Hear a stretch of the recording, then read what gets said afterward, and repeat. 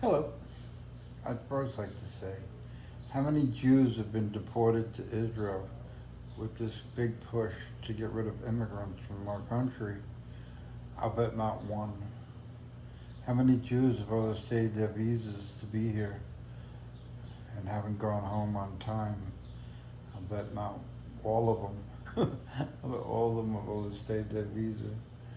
They're not in fear of our government. Our government is their government, so they don't have anything to fear.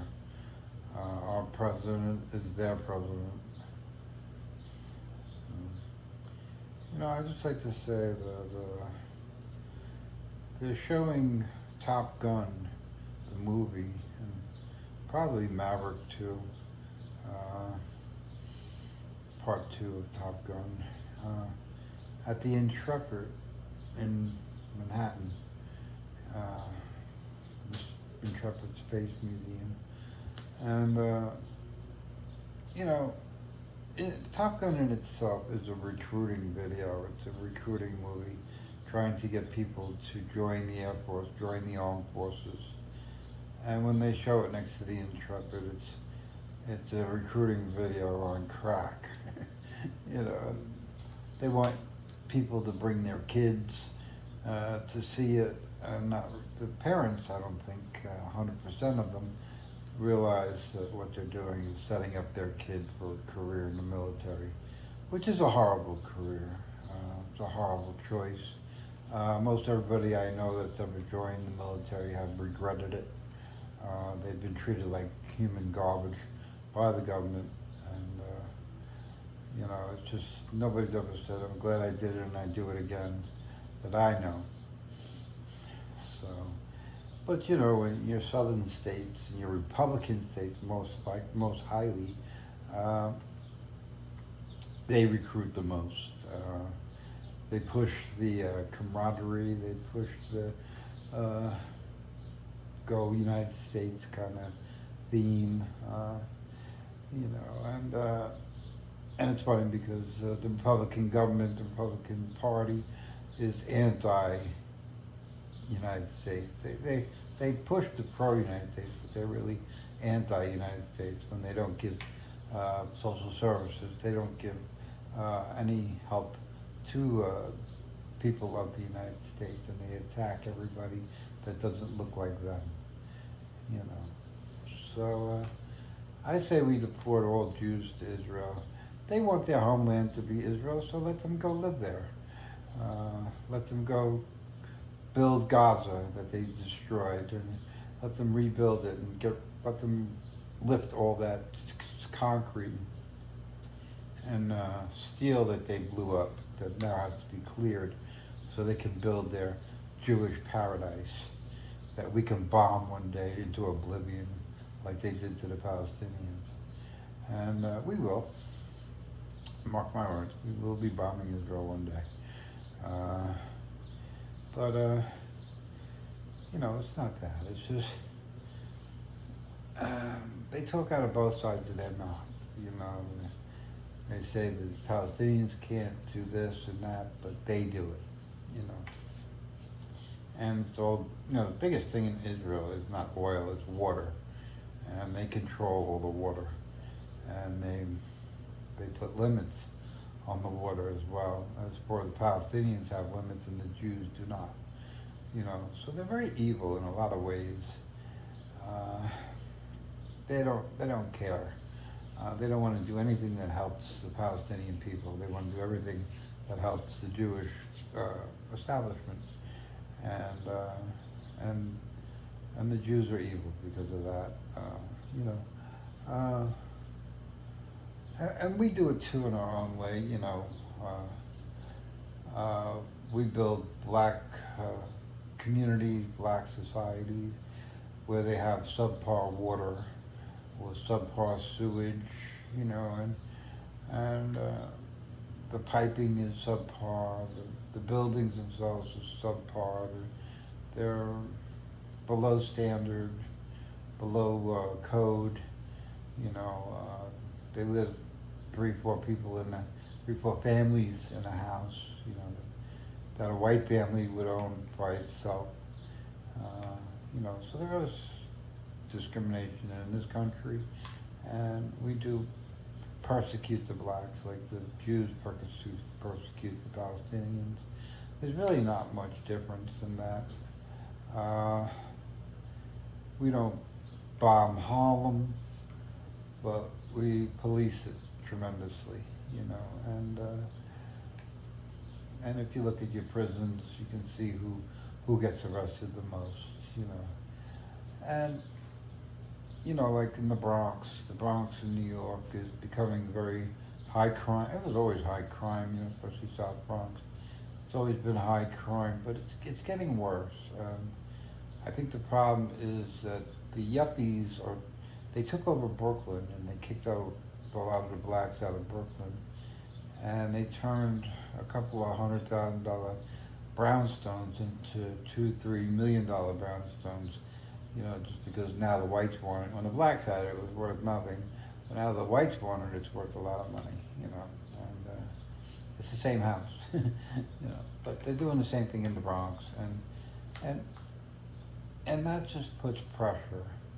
It puts financial pressure on the blacks to increase their income, which they can't do, and their rents go up, and they're trying to kick them out so they can sell the buildings to Jewish and yuppie type individuals.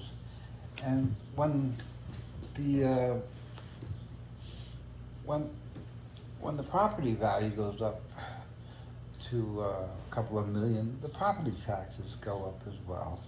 And so the municipalities, the government of the Bronx, the government of Brooklyn, they don't fight it. Nobody's gonna fight the increase in value of their properties. Who wants to fight that? But they don't like the tax bill that comes in the back door.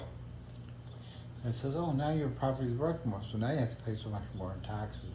And the blacks can't afford that. The blacks are screwed in that way. And the blacks know that they can sell their property for a huge amount of money and move to North Carolina or someplace like that, which is where they're all moving to, which is bad in itself because North Carolina is very bad to blacks. South Carolina is very bad to blacks, and so they're not really winning. They might feel a windfall because they have this newfound money from selling their property, but they're screwing all their neighbors because now all their neighbors' houses are worth that much money, and their taxes are up, and basically forcing their neighbors to sell as well. And the problem is these houses need a lot of help. They need a lot of upkeep because they weren't upkept before, and they want them. If you buy a $2 million house, it has to look like a $2 million house, and they don't. They're buying the property really, and they fix them. They make them very nice. They make them extremely nice. But they put a lot of money into them, and the $2 million brownstone that they buy for $2 million will go for $10 or $12 million down the road when they get done rehabbing it. So, it's just,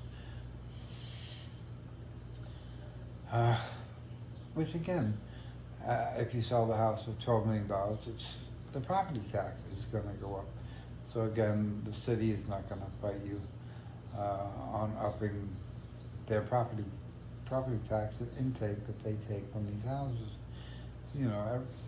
But it puts pressure on the jobs in the area, people that work at Starbucks, the people that work at the bodegas, and if there is a supermarket or any kind of stores that they have in Brooklyn, all those people have to live somewhere, and they aren't living, somebody that works at Starbucks is not living in a $2-3 million or $10 million brownstone, so where are they going to live, and as you up the value of all these houses and all these properties and all these taxes, you have to up the income that people make, and because when those other factors go up, the rent goes up as well, and they can't cover the rent on a Starbucks salary.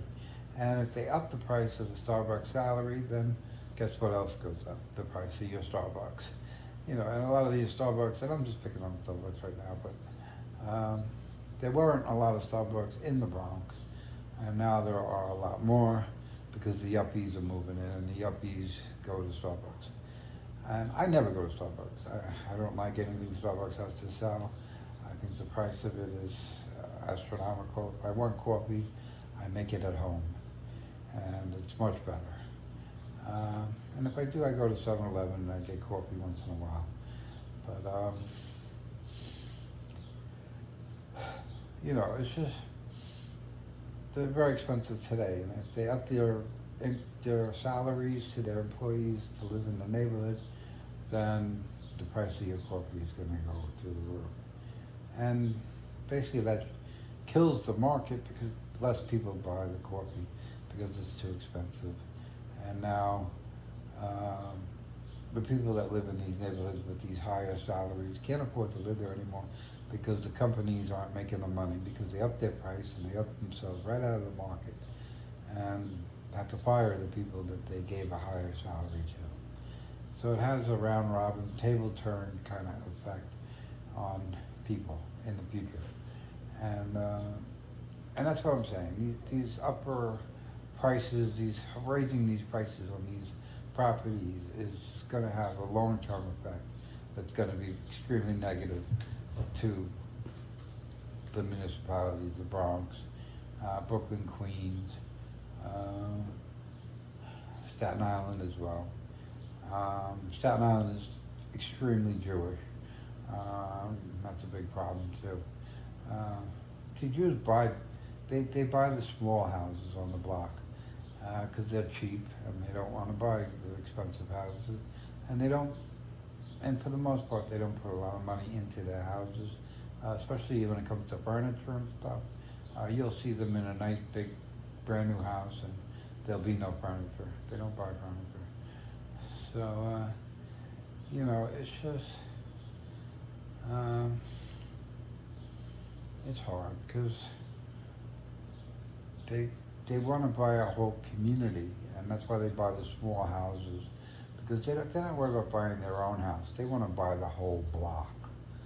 And if the whole block is mansions, like a Garden City, New York, which is all mansions, they don't live in Garden City.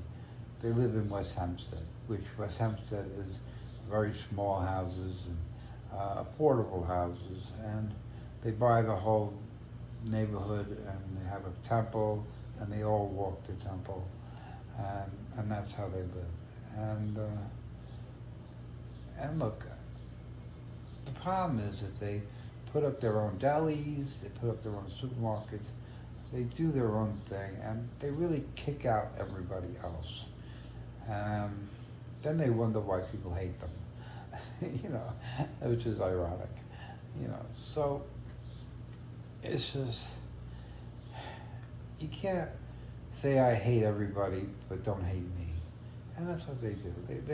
They say we hate everybody, but they don't say that in those terms. You know, they just say it in the way they live. You know, they're like, they don't want to know anybody else who's not Jewish. You know, they hire Jewish, they work at Jewish companies, they go to Jewish schools, and they hate everybody else. So why is it a miracle or a mystery of why everybody hates them? I don't see it. I see it as 1 + 1 = 2. And they don't, because they hate everybody. They don't see things like we do.